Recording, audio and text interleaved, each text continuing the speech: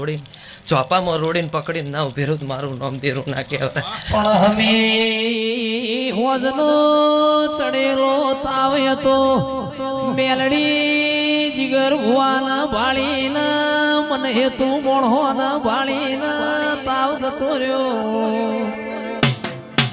એ આવો આવો મારા એ અંતરના વર્તા ઘુમરી મારો